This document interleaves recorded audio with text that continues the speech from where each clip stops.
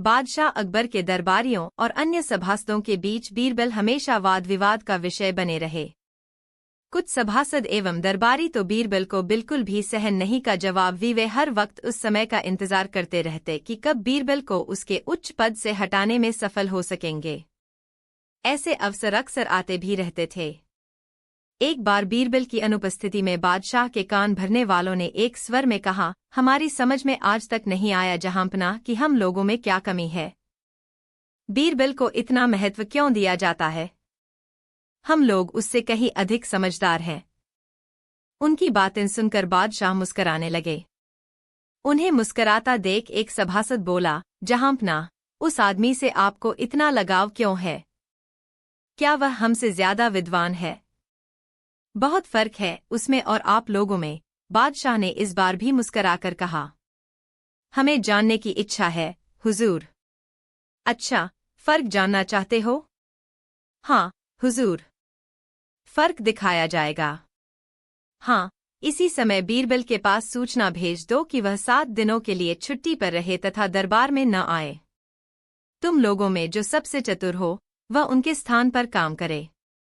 इस 1 हफ्ते में हम फर्क का एहसास करा देंगे। फिर ऐसा ही किया गया। उन लोगों में जो सबसे चतुर था उसे बीरबल के स्थान पर नियुक्त कर दिया गया। बीरबल की हफ्ते भर के लिए छुट्टी कर दी गई। बादशाह उन सब की परीक्षा लेने का उचित अवसर खोजते रहे। 1 सप्ताह खत्म होने को आ गया, तब बादशाह ने दरबारियों को एकत्र करके उनके द्वारा चुने गए उस चतुर व्यक्ति से कहा, हमारे महल के पिछले हिस्से में कुतिया के बच्चों की सी आवाजें आती रहती हैं।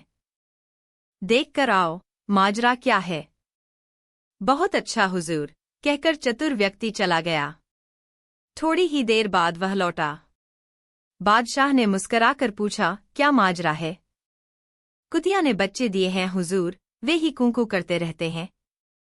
कितने बच्चे हैं? बादशाह ने पूछा। हुजूर, मैंने तो गिने नहीं। जाओ, गिन कर आओ।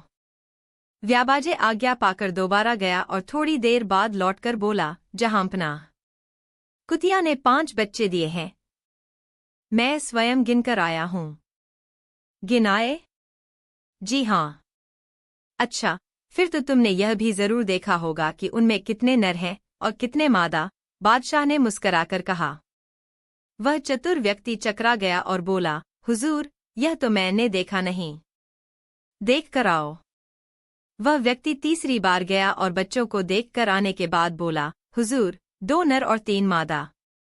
अच्छा, जो नर हैं उनके रंग कैसे कैसे हैं? जी, वह व्यक्ति पुनः वहां जाने के लिए मुड़ा। मैंने दोनों नर बच्चों के रंग पूछे हैं, बादशाह ने कहा। जी, इस बात पर तो मैंने ध्यान नहीं दिया। वैसे उनमें से एक तो काला है, एक शायद सफेद। मैं एक बार फिर देख आता हूं। इस प्रकार वह चतुर व्यक्ति चौथी बार गया और आकर बताया, एक नर काला सफेद है और दूसरा बादामी। मादा में से 2 काली और 1 बादामी है। बैठ जाइए, बादशाह ने कहा। वह व्यक्ति बैठ गया। अब बीरबल को यहां बुलाया जाए, बादशाह ने आदेश दिया। बीरबल ने आते ही कहा, हुजूर, अभी तो 1 दिन और बाकी है। मैं परसों अपने आप ही आ जाता। जरूरी काम है, बादशाह ने कहा। सेवा बताइए, बीरबल ने नम्र भाव से कहा। हमारे महल के पीछे के भाग में अजीब सी आवाजें आती हैं, जैसे कभी कुतिया के भौंकने की, कभी कुतिया के बच्चों की कूकू की, कभी गुरीने की। देख कर आओ, माजरा क्या है? जरा जल्दी लौटना। अच्छा जहांपनाह। बीरबल चले गए और थोड़ी देर बाद लौटे। बादशाह ने प्रश्न किया, क्या माजरा है? कुतिया ब्याई है, 5 बच्चे दिए हैं, वे सब कूकू करते हैं। कुतिया गुर्राती या भौंकती रही होगी रात में और कोई खास बात नहीं है वहां। 5 बच्चे हैं, उनमें नरमादा कितने कितने हैं? 2 नर, 3 मादा है, बीरबल ने बताया। उनका रंग कैसा है? एक नर काला सफेद, दूसरा बादामी। 2 मादा काली और 1 बादामी है। बीरबल का उत्तर सुनकर बादशाह प्रसन्न हो गए। उन्होंने अपने पर गर्व किया कि अल्लाह ने उन्हें एक बुद्धिमान व्यक्ति दिया है जो हमेशा उनके साथ रहता है। फिर उन्होंने गर्व से दरबारियों की ओर देखा और बोले, अब तुम लोग समझ गए होगे कि तुम में और बीरबल में क्या फर्क है। एक ही जगह जाकर बीरबल एक ही बार में वहां की पूरी स्थिति का जायजा लेकर आए ताकि किसी भी छोटी मोटी बात के लिए दोबारा वहां न जाना पड़े और हम जो सवाल करें वह सबका जवाब दे सके। जब इसी काम में आपने अकबर उसी व्यक्ति से मुखातिब हुआ जिसे पहले यह काम सौंपा था। आपने इस काम को 5 चक्कर काटकर पूरा किया। मेरे हर एक सवाल पर आप वहां गए और केवल उतनी ही जानकारी लेकर लौटे जितनी मैंने जाननी चाहिए, जबकि बीरबल ने एक बार में ही सब कर लिया। क्यों? जी, उस व्यक्ति का सिर झुक गया। जिस काम को वह 4 बार में कर सका और 2.5 घंटा लगाया, बीरबल ने एक ही बार में केवल आधे घंटे में कर दिया था। वह समझ गया कि उनमें और बीरबल में क्या फर्क है। बीरबल ने जो मान सम्मान पाया है, अपनी योग्यता के बल पर पाया है। कहानी 2। बादशाह अकबर को हिंदू धर्म की बातें सुनना बड़ा अच्छा लगता था। बीरबल उन्हें कई बार धर्मकथाएं सुनाया करते थे। एक बार बीरबल ने उन्हें राजा इंद्र और उसके स्वर्ग की बातें बताईं। स्वर्ग की बात सुनकर अकबर बोले, बीरबल, यह सब गप्प है, स्वर्ग जैसा कुछ होता ही नहीं। बीरबल ने कहा, जहांपना, ऐसा नहीं है। वास्तव में स्वर्ग है। यदि वास्तव में स्वर्ग है, तो तुम हम सबको इंद्र की सवारी के दर्शन कराओ। बीरबल बोले, ठीक है, कभी न कभी मैं आपको इंद्र की सवारी अवश्य दिखाऊंगा। फिर तो अकबर उसके पीछे ही पड़ गए। जब कभी उन्हें थोड़ी सी फुर्सत मिलती, तभी बीरबल को इंद्र के दरबार की बात याद दिलाते। इससे बीरबल के लिए बड़ी आफत खड़ी हो गई। एक दिन अकबर ने नदी पर बांध का निर्माण कार्य शुरू करवाया। बीरबल को बांध के कामकाज की देखरेख की जिम्मेदारी सौंपी गई। बीरबल बांध का कामकाज देखने लगे। बीरबल ने बांध के पास एक दीवार बनवाई। उसमें छोटे छोटे झरोखे बनवाए। उन पर सुंदर नक्काशी करवाई। तभी अचानक बीरबल को इंद्र के दरबार की बात याद आ गई। शरद पूर्णिमा की रात को बीरबल अकबर और दरबारियों को लेकर नदी पर आ गए। सभी को झरोखों में बैठाकर कहा, अभी आपको यहां से इंद्र की सवारी आती दिखाई देगी। नदी का दृश्य बहुत ही सुंदर था। ठंडी हवा चल रही थी। इसके कारण नदी के पानी में तरंगे उठ रही थीं। चारों ओर चांदनी फैली हुई थी। नदी के पानी में चंद्रमा का प्रतिबिंब पड़ रहा था। उस समय वह स्थान एकदम स्वर्ग जैसा सुंदर लग रहा था। अचानक बीरबल ने जोर से बोलना शुरू किया, जहांपना, देखो, देखो, इंद्र की सवारी आ रही है। ऐरावत हाथी पर बैठे हुए इंद्र कितने अच्छे लग रहे हैं। अरे, इनके आभूषण तो देखो। चेहरे पर कितना तेज है। अकबर और उसके दरबारी आंखें फाड़ फाड़ कर देखने लगे। बीरबल ने जैसा कहा वैसा कुछ भी उन्हें वहां दिखाई नहीं दे रहा था। बीरबल ने फिर कहा, जहांपना, देखिए, ये अप्सराएं भी आ रही हैं। मेनका, रंभा, उर्वशी। आहा, ये सब कितनी सुंदर हैं। अरे, इनकी चाल कितनी मोहक है। लेकिन यह सब पुण्यशाली लोगों को ही दिखाई देगा। जो पापी होगा, उसे कुछ भी दिखाई नहीं देगा। बीरबल लगातार कुछ न कुछ बोलते ही रहे। जिस व्यक्ति ने जीवन में चोरी की होगी, दूसरों का धन चुराया होगा, दूसरों का दिल दुखाया होगा, जो पीठ पीछे अपने मित्रों व साथियों की निंदा करते होंगे, जिनका धर्म भ्रष्ट हो चुका होगा, ऐसे लोग इस सवारी को हरगिज नहीं देख पाएंगे। क्यों साथियों, आपको तो इंद्र की सवारी दिख रही है ना? भला कौन इंकार करता? अपने आप को सच्चा और सत्यवादी सिद्ध करने के लिए सभी अपना अपना सिर हिलाने लगे। लेकिन वास्तव में किसी को कुछ भी दिखाई नहीं दे रहा था। यह सब तो बीरबल की अक्ल का कमाल था। अंत में बीरबल ने कहा, अब इंद्र की सवारी लौट रही है। इसके बाद सभी दरबारी अपने अपने घर चले गए। अकबर और बीरबल भी महल में लौट आए। अकबर ने बीरबल से पूछा, बीरबल, क्या तुम्हें वाकई इंद्र की सवारी दिखाई दी थी? बीरबल ने कहा, आलमपना, मैं तो पापी हूं, इसलिए मुझे इंद्र की सवारी कहाँ दिखाई देती? लेकिन नदी किनारे की प्राकृतिक सुंदरता ऐसी थी कि वह स्वर्ग जैसा आभास करा रही थी। फिर आपने बांध का भी तो निर्माण करवाया है। इससे गरीबों को बहुत सुख मिला है। गरीबों के सुख में ही बादशाह का सच्चा स्वर्ग छिपा है। अकबर बीरबल का जवाब सुनकर बहुत खुश हुए। कहानी 3। एक दिन बादशाह हरम में बैठे अपनी बेगम के साथ प्यार भरी बातें कर रहे थे। तभी एक कनीज ने आकर बादशाह अकबर को झुककर सलाम किया और अदब के साथ कहा, आलीजा, आपके साले साहब तशरीफ लाए हुए हैं। बादशाह ने कहा, यहीं भेज दो। फिर बेगम की तरफ मुखातिब होकर बोले, बेगम, तुमने सुना है, सारी खुदाई एक तरफ, जोरू का भाई एक तरफ। बेगम भला कब चुप रहने वाली थीं। वह बोली, जहांपना, आप भूल रहे हैं, आपने दूसरा फिक्रा गलत इस्तेमाल किया है। बादशाह ने कहा, अच्छा तो तुम अब सही सुना दो। सारी खुदाई एक तरफ और दूल्हे का भाई एक तरफ। बेगम ने जुमले को बदलकर कहा। बेगम की बात सुनकर बादशाह हंसे। इतने में ही उनका साला अंदर आ गया और सलाम करके एक तरफ खड़ा हो गया। बादशाह ने कहा, साले साहब, तशरीफ रखिए। साले साहब सामने की कोच पर बैठ गए। बादशाह ने पूछा, कहिए कैसे तकलीफ की? क्या बेगम को लिवाने आए हैं? आलीजा, मैं अपनी बहन को लेने नहीं, एक अर्ज करने आया हूं। बादशाह ने कहा, फरमाइए, तहे दिल से आपकी अर्ज पर गौर किया जाएगा। यह सुनकर साले साहब ने मन ही मन खुश होकर कहा, एक बार हुजूर ने फरमाया था कि अगर बीरबल जैसी काबिलियत का कोई मुसलमान हो तो हम बीरबल की जगह उसे दे सकते हैं। बादशाह ने कहा, बेशक, जहांपना, मेरी परीक्षा ले ली जाए। अगर मैं खरा उतरूं तो मेरा चुनाव उस जगह पर किया जाए। साले साहब ने सगर्व कहा।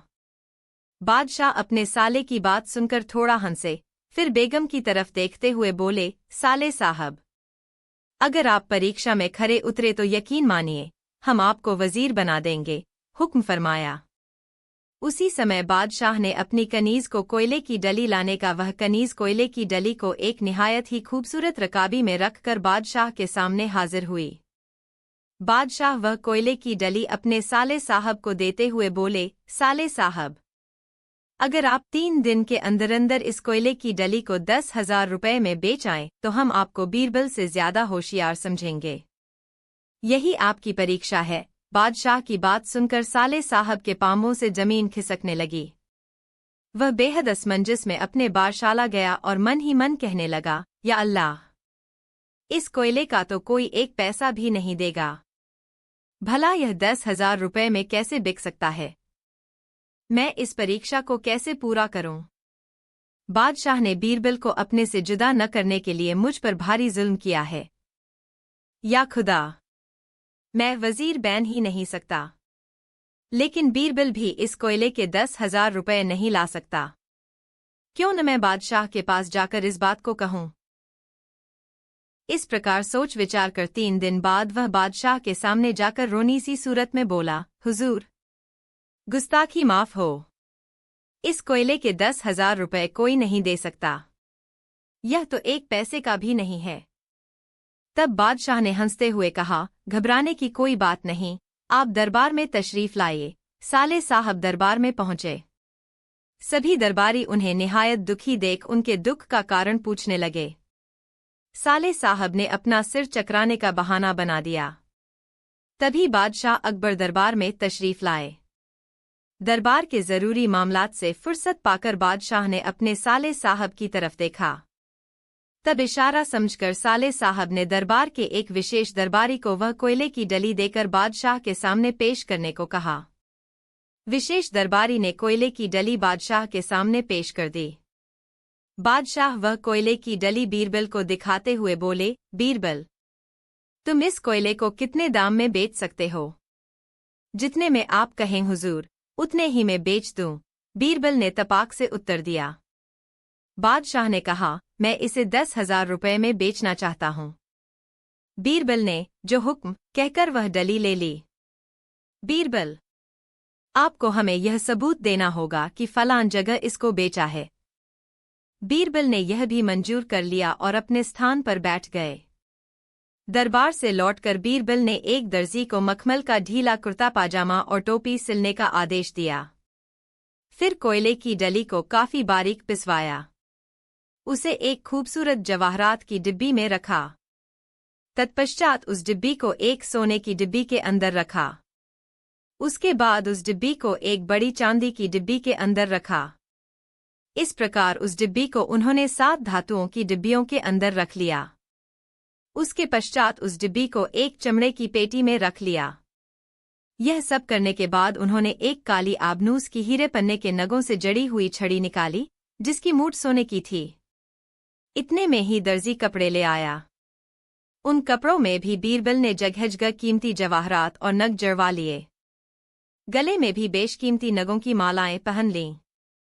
फिर कपड़े पहने और हाथ में छड़ी लिए बीरबल मुंबई पहुंचे। वे एक सराय में जाकर ठहरे और शहर में मुनादी करा दी कि शहर बगदाद से एक सुरमे वाला आया है। उसके पास ऐसा सुरमा है जिसे लगाने से लगाने वाले को मरे हुए पूर्वज दिखाई सरने वाला उस आला दर्जे के सुरमे की एक सलाई की कीमत 10,000 रुपए करे। यह मुनादी सुनकर शहर भर में तहलका मच गया। हर आदमी अपने मृत परिजन को देखने के लिए व्याकुल होने लगा। सब हैरान थे। उड़ते उड़ते यह खबर एक बड़े मारवाड़ी सेठ तक पहुंचा। सेठ ने नौकर को सुरमे वाले को बुलाने के लिए सराय भेजा। नौकर ने सराय में पहुंचकर बोली, उस सेठ जी की फरमाइश बताई। बीरबल खुश होते हुए उस सेठ के पास पहुंचे। रास्ते से ही एक भीड़ उनके साथ हो ली। वहां पहुंचकर नौकर ने बीरबल से हवेली के अंदर चलने को कहा। बीरबल बोले, हम किसी के घर नहीं जाते, इसलिए अपने सेठ को बाहर बुलाइए। नौकर ने सेठ से सारा हाल कह दिया। तब सेठ जी अपने बाग में आए। बीरबल वहीं एक कुर्सी पर बैठ गए। लोगों की भारी भीड़ भी वहीं बैठ गई। बीरबल ने अपने चमड़े की पेटी खोली और उसके बाद डिब्बी में से डिब्बी निकालने लगे। फिर वह 7वीं जवाहरात की डिब्बी निकाली। सेठ जी तथा सब लोग बीरबल के कीमती लिबास, मालाएं तथा नग देखकर प्रभावित हो गए थे। चांदी तथा सोने की डिब्बी देखकर तो वे और भी चकित हुए। तब बीरबल ने सेठ जी से कहा, 10,000 रुपए लाइए और देखिए अपने मरे हुओं को। सेठ जी ने 10,000 रुपए की मुहरें मंगवाकर बीरबल को दे दीं, जिन्हें बीरबल ने संभाल के रख दिया। फिर एक सीपी की बनी सलाई निकाली और सुरमे से लपेटकर सेठ की आंखों के पास लाकर बोले, सेठ जी, इस सुरमे की तारीफ यह भी है कि इससे उसी आदमी को अपने बुजुर्ग दिखाई देते हैं जो अपने माँ बाप से पैदा हो, दोगले को नहीं। यह कहकर बीरबल ने सेठ की आंखों में सलाई लगा दी और बोले, कहिए सेठ जी, आपको आपके बुजुर्ग दिखाई दे रहे हैं या नहीं? सेठ जी को कुछ भी नहीं दिखाई दे रहा था। वे सुरमे वाले की चालाकी समझ गए थे, लेकिन कर भी क्या सकते थे? उन्होंने सोचा, अगर नहीं कहता हूं तो इतनी बड़ी भीड़ और नौकर चाकरों के सामने दोगला साबित होता हूं। तब वह बड़े संकोच के साथ बोले, हाँ, मुझे सब दिखाई दे रहे हैं। बीरबल ने कहा, अच्छा तो आप अपना पूरा पता लिखकर मुझे अपने हाथ की सनद दीजिए, जिसमें लिखा हो कि मैंने 10,000 रुपए देकर इस सुरमे को लगाया और मुझे अपने बुजुर्ग दिखाई देने लगे। सेठ ने मजबूरी में सनद लिख दी। बीरबल लौटकर बादशाह के पास आए। बादशाह पहले तो उन्हें पहचान ही नहीं सके, फिर कुछ देर बाद पहचान कर हंस पड़े। बीरबल ने बादशाह को शुरू से आखिर तक का वृत्तांत सुना दिया, जिसे सुनकर सारा दरबार खिलखिला उठा। तब बादशाह ने अपने साले से कहा, कहिए साले साहब, बीरबल ने गैर मुमकिन को भी मुमकिन कर दिखाया है। अब फैसला तुम्हारे हाथ में है कि तुम अधिक बुद्धिमान हो या बीरबल। यह सुनकर साले साहब का सिर शर्म से झुक गया। कहानी 4। बादशाह अकबर हर तरह के प्रश्न बीरबल से व्यर्थ ही नहीं करते थे। वह प्रश्न कई प्रकार की गुत्थियां भी सुलझा दिया करते थे, जिनका हल आसानी से खोजना संभव नहीं होता था। एक दिन बादशाह ने 2 सवाल पूछे, बीरबल, घर कैसे लुटा और बैल कैसे घायल हुआ? आलम्पना, बीरबल ने उत्तर दिया, इन दोनों का कारण जुआ है। जुआ? जरा समझाकर बताओ। जुआ खेला गया तो घर लुट गया। बैल के कंधे से जुआ नहीं हटाया तो बेचारा घायल हो गया।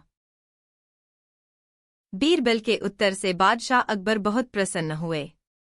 उन्हें 2 सवालों का जवाब एक जगह मिल गया था। कहानी 5।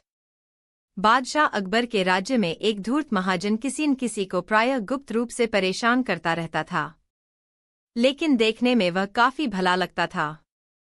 उसमें एक बड़ा ही विलक्षण गुण था, वह अपना रूप बड़ी होशियारी से बदल लेता था। इस कारण उसके परिचित लोग भी दंग रह जाते थे। एक बार उस महाजन ने किसी चित्रकार को अपना एक चित्र बनाने का हुक्म दिया।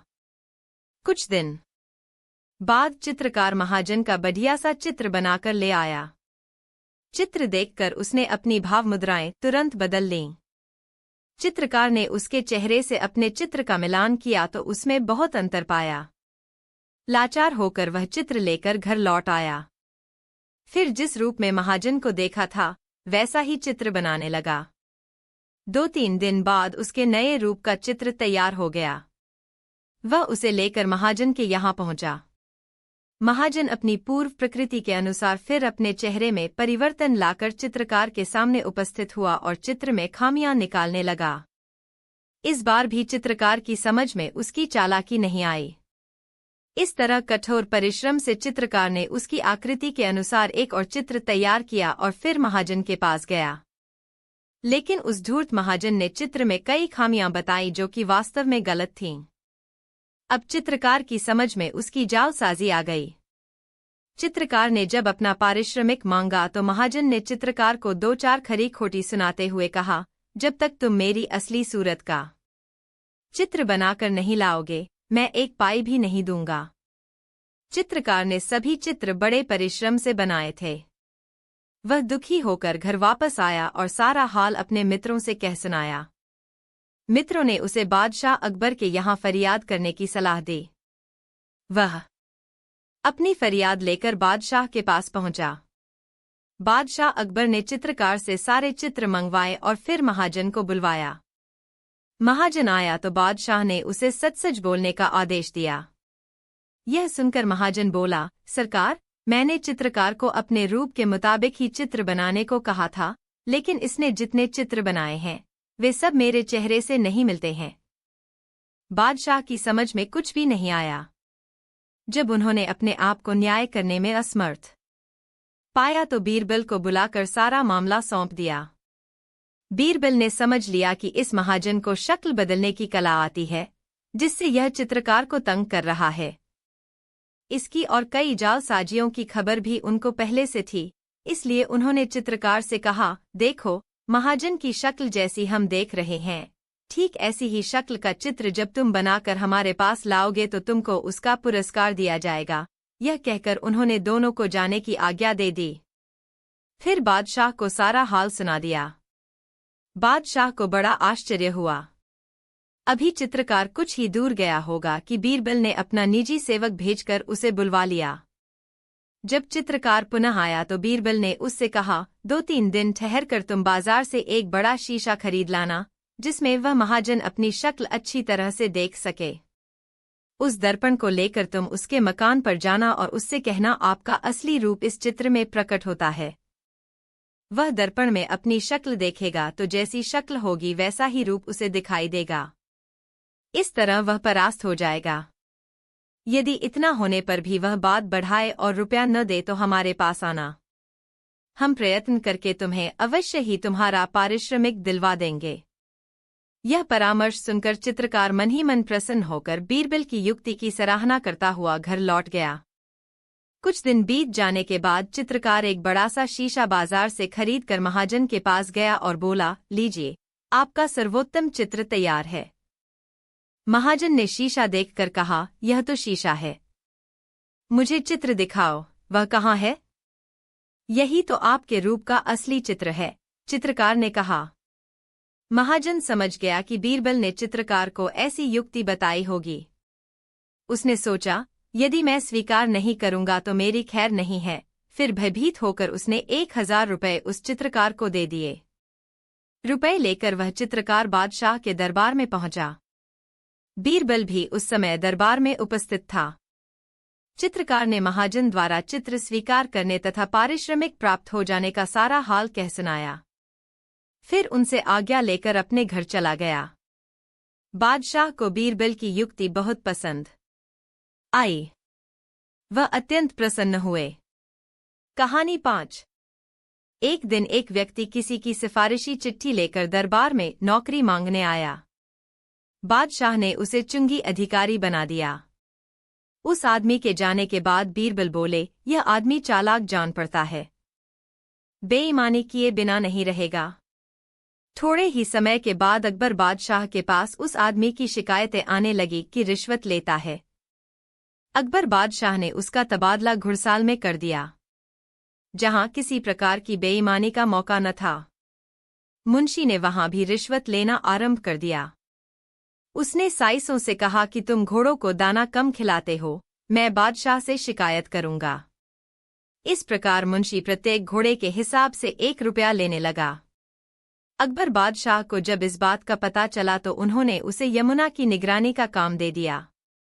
वहां कोई रिश्वत व बेईमानी का मौका ही नहीं था। लेकिन मुंशी ने वहां भी अपनी अक्ल के घोड़े दौड़ा दिए। उसने नावों को रोकना आरंभ कर दिया कि नाव रोको, हम लहरें गिन रहे हैं। अतः नावों को 2-3 दिन रुकना पड़ता था। नाव वाले बेचारे तंग आ गए तो उन्होंने मुंशी को 10 रुपये देना आरंभ कर दिया। अंत में तंग आकर अकबर बादशाह ने मुंशी जी को नौकरी से हटा दिया और बीरबल की बात सच देखकर उसकी तारीफ की। कहानी 6। एक बार नगर में ऐसी भीषण गर्मी पड़ी कि नगर के सभी बाग बगीचे सूख गए। नदियों और तालाबों का जल स्तर घट गया। बीरबल के घर के पिछवाड़े भी एक बड़ा बाग था जो सूखता जा रहा था। बाग में एक कुआं था तो सही, मगर उसका पानी इतना नीचे चला गया था कि 2 बाल्टी जल खींचने में ही पसीना आ जाए। बीरबल को बाग की चिंता सताने लगी। एक शाम बीरबल अपने बेटे के साथ बाग का निरीक्षण कर रहे थे और सोच रहे थे कि सिंचाई के लिए मजदूर को लगाया जाए या नहीं। तभी उनकी नज़र 3-4 व्यक्तियों पर पड़ी जो सड़क के दूसरी पार एक वृक्ष के नीचे खड़े उनके मकान की ओर इशारे कर करके एक दूसरे से कुछ कह रहे थे।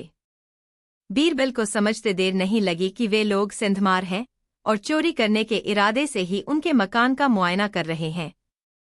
बस उन्हें देखकर तुरंत ही उनके मस्तिष्क में बाग की सिंचाई की एक युक्ति आ गई। उन्होंने ऊंची आवाज में अपने बेटे से कहा, बेटे, सूखे के दिन हैं, चोर डाकू बहुत घूम रहे हैं। गहनों और अशरफियों का वह संदूक घर में रखना ठीक नहीं। आओ उस संदूक को उठाकर इस कुएं में डाल दें ताकि कोई चुरा न सके। आखिर किसे पता चलेगा कि बीरबल का खजाना इस कुएं में पड़ा है। यह बात उन्होंने जानबूझकर इतनी जोर से कही थी कि दूर खड़े चोर भी स्पष्ट सुन लें। अपनी बात कहकर उन्होंने बेटे का हाथ पकड़ा और मकान के भीतर चले गए। मन ही मन में वह कह रहे थे, आज इन चोरों को ढंग का कुछ काम करने का मौका मिलेगा और अपने बाग की सिंचाई भी हो जाएगी। अंदर जाकर उन्होंने बेटे को सारी योजना बताई कि क्यों अचानक ही उन्होंने अपना खजाना कुएं में रखने की बात इतनी जोर से कही थी। बेटा उनकी योजना सुनकर बहुत खुश हुआ और बोला, वाह पिताजी, खूब सोचा आपने, बगीचे की सिंचाई भी हो जाएगी और चोरों का व्यायाम भी। बाप बेटे ने मिलकर एक संदूक में कंकर पत्थर भरे और उसे उठाकर बाहर ले आए और उसे कुएं में फेंक दिया। छपाक की तेज आवाज के साथ ट्रंक पानी में चला गया। इस काम को निपटाने के बाद ऊंचे स्वर में बीरबल बोले, अब हमारा धन सुरक्षित है। उधर घर के पिछवाड़े खड़े चोर यह सुनकर मन ही मन मुस्कराए। लोग तो व्यर्थ ही बीरबल महाराज को चतुर कहते हैं, यह तो निरे मूर्ख हैं। यह तो इतना भी नहीं जानते कि दीवारों के भी कान होते हैं। एक चोर ने अपने साथी से कहा, आओ चलें, आज रात उनका सारा खजाना हमारे कब्जे में होगा। बीरबल घर में आ गए और चोर अपने रास्ते चले गए। रात हुई। चोर आए और अपने काम में जुट गए। वे बाल्टी भर भर कुएं से पानी निकालते और धरती पर उंडेल देते। उधर बीरबल और उनका बेटे पानी को क्यारियों की ओर करने के लिए झाड़ियों में छिपकर खुरपी से नालियां बनाने लगे। चोरों को पानी निकालते निकालते सुबह के 4 बज गए, तब कहीं जाकर संदूक का एक कोना दिखाई दिया। बस फिर क्या था, उन्होंने कांटा डालकर संदूक बाहर खींचा और जल्दी से उसे खोला तो यह देखकर हक्के बक्के रह गए कि उसमें पत्थर भरे थे। अब तो चोर सिर पर पैर रखकर भागे कि मूर्ख तो बन ही चुके हैं, अब कहीं पकड़े न जाएं। दूसरे दिन जब बीरबल ने यह बात बादशाह अकबर को बताई तो वे खूब हंसे और बोले, वाह बीरबल, तुम्हारी चतुराई का भी जवाब नहीं। बीरबल मुस्कराकर रह गए। कहानी 7। एक बार अकबर बहुत उत्साहित होकर बोले, कोई भी उन्हें मूर्ख नहीं बना सकता। बीरबल ने जवाब दिया कि वह एक ऐसे दर्जी को जानता है जो किसी की भी नाक के नीचे से कुछ भी चुरा सकता है। अकबर ने बीरबल को इस बात को पूरा करने की चुनौती दी। दर्जी को महारानी का ब्लाउज सिलने के लिए बुलाया गया।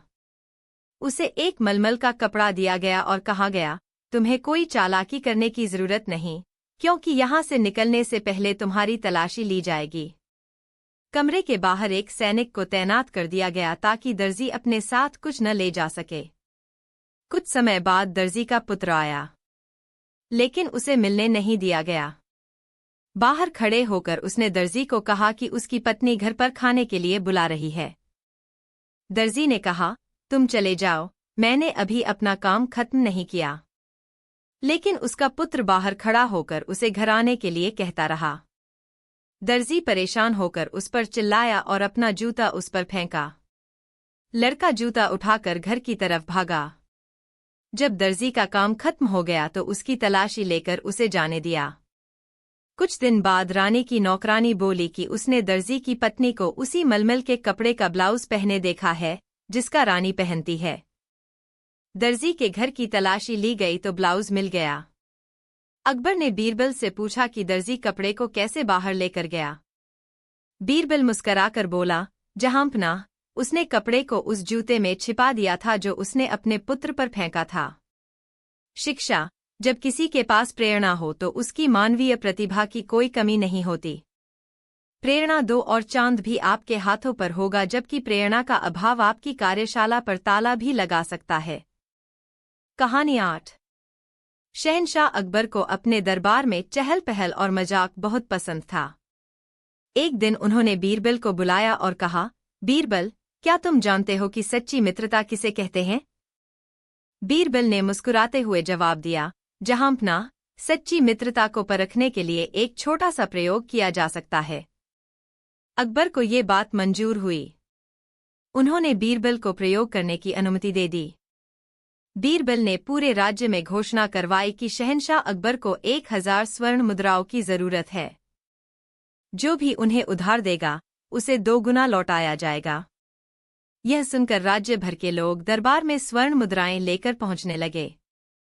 हर कोई सम्राट को उधार देकर 2 गुना मुनाफा कमाने का लालच कर रहा था, लेकिन बीरबल ने किसी को भी स्वीकृति नहीं दी। आखिरकार बीरबल का एक गरीब मित्र दरबार में आया। उसके पास सिर्फ 10 स्वर्ण मुद्राएं थीं। उसने बीरबल को बताया कि वह सम्राट को उधार देना चाहता है। बीरबल ने मुस्कुराकर कहा, मित्र, सम्राट को 1000 स्वर्ण मुद्राओं की जरूरत है। तुम्हारे पास तो सिर्फ 10 हैं। गरीब मित्र ने जवाब दिया, बीरबल, मित्रता स्वार्थ के लिए नहीं होती। जरूरत के समय थोड़ा देना भी बहुत होता है। बीरबल उस गरीब मित्र की सच्ची मित्रता से बहुत प्रभावित हुआ। उसने अकबर को सारी बात बताई। अकबर को भी गरीब मित्र की ईमानदारी और निस्वार्थ भाव पसंद आया। उन्होंने उस गरीब मित्र को सम्मानित किया और उसे राज्य का सबसे सच्चा मित्र घोषित किया। साथ ही उन्होंने उसे 10,000 स्वर्ण मुद्राएं इनाम में दीं। इस कहानी से सीख मिलती है कि सच्ची मित्रता स्वार्थ पर नहीं, बल्कि निस्वार्थ भाव और जरूरत के समय साथ देने पर टिकी होती है। सच्चा मित्र वही होता है जो आपके सुख दुख में हमेशा आपके साथ खड़ा रहता है। कहानी 9। शहंशाह अकबर को अपने राज्य में सच्चाई का बहुत महत्व था। एक दिन दरबार में एक किसान आया और रोते हुए बोला, जहांपना, किसी ने मेरी गाय चुरा ली है। अब मेरा और मेरे परिवार का क्या होगा? अकबर ने बीरबल को आदेश दिया कि चोर को ढूंढा जाए। बीरबल ने सोचा और एक तरकीब निकाली। उन्होंने पूरे राज्य में घोषणा करवा दी कि जो भी खोई हुई गाय वापस लाएगा उसे इनाम दिया जाएगा। घोषणा सुनकर असली चोर घबरा गया। वह सोचने लगा कि कहीं कोई उसे देख न ले। वह बीरबल के पास गया और बोला, मैं गाय वापस ला सकता हूँ, लेकिन मुझे इनाम का आधा चाहिए। बीरबल ने मुस्कुराते हुए कहा, ठीक है, लेकिन पहले गाय को वापस लाओ। चोर खुशी खुशी जाकर किसान की गाय वापस ले आया। बीरबल ने चोर को पकड़ लिया और दरबार के सामने खड़ा कर दिया। उन्होंने अकबर से कहा, जहांपनाह, असली चोर यही है। इसने मुझे पहले ही गाय वापस लाने का सौदा किया था। चोर सफाई देने लगा, लेकिन कोई भी उसकी बात नहीं मानने वाला था। अकबर ने चोर को कड़ी सजा दी और किसान को उसकी गाय वापस लौटा दी। साथ ही उन्होंने बीरबल की बुद्धिमानी की प्रशंसा की। इस कहानी से सीख मिलती है कि सच बोलने का हमेशा फल मिलता है। झूठ बोलकर या चोरी करके मिली खुशी क्षणिक होती है, लेकिन सच बोलकर आप न सिर्फ सम्मान पाते हैं, बल्कि मुसीबतों से भी बच सकते हैं। कहानी 10। एक दिन दरबार में अकबर उदास बैठे थे। बीरबल ने उन्हें परेशान देखकर पूछा, जहांपनाह, आपको क्या हुआ?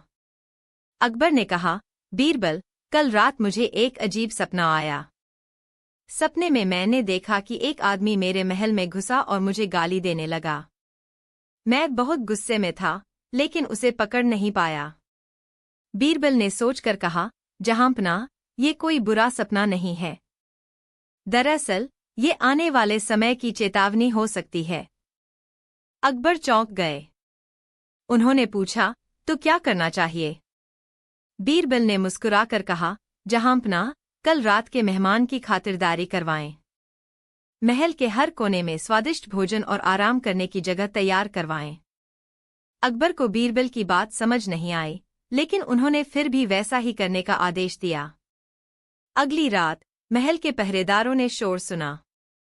उन्होंने देखा कि एक आदमी महल में घुसने की कोशिश कर रहा है। पहरेदारों ने उसे पकड़ लिया और अकबर के सामने ले आए।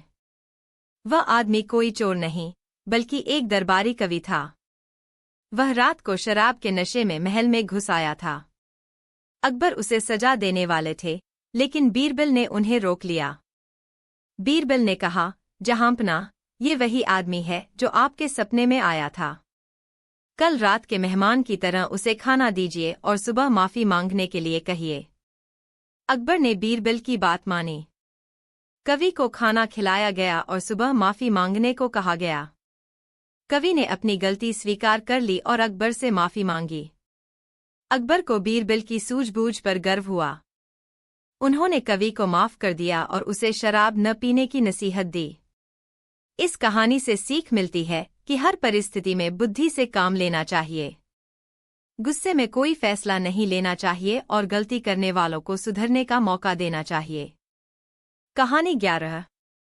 शहंशाह अकबर अपने दरबार में न्याय को सर्वोपरि मानते थे। एक दिन उनके दरबार में 2 व्यक्ति आए। उनमें से एक धनी व्यापारी था और दूसरा गरीब किसान।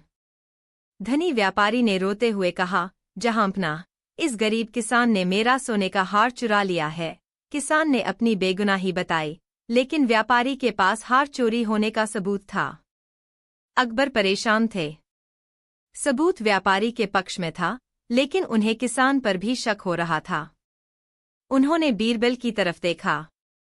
बीरबल ने आगे बढ़कर कहा, जहांपनाह, सच्चा न्याय करने के लिए हमें थोड़ा प्रयोग करना होगा। उन्होंने दोनों को एक एक खाली बोरी दी और कहा, आप दोनों अपने घर जाकर इन बोरियों में मिट्टी भरकर लाएं। व्यापारी और किसान अपने अपने घर चले गए। थोड़ी देर बाद वापस आए। व्यापारी की बोरी भरी हुई थी, जबकि किसान की बोरी आधी ही भरी थी। बीरबल ने दोनों की बोरियों को ध्यान से देखा। फिर व्यापारी की तरफ मुखातिब होकर बोले, तुम इतने धनी व्यापारी हो, फिर भी तुम्हारी बोरी पूरी नहीं भरी? लगता है चोर कोई और है। व्यापारी घबरा गया। दरअसल उसने चोरी का आरोप किसान पर लगाकर असली चोरी को छुपाने की कोशिश की थी। उसकी बोरी में सोने का हार छिपा हुआ था, जिसके कारण उसका वजन ज्यादा था। अपनी चालाकी पकड़ी जाते देख व्यापारी ने सच बता दिया। उसने किसान से माफी मांगी और अकबर ने उसे कड़ी सजा सुनाई। किसान को बेगुनाह घोषित कर दिया गया। इस कहानी से सीख मिलती है कि सच्चाई हमेशा सामने आती है। हमें हमेशा सच बोलना चाहिए और न्याय हमेशा सत्य पर आधारित होना चाहिए।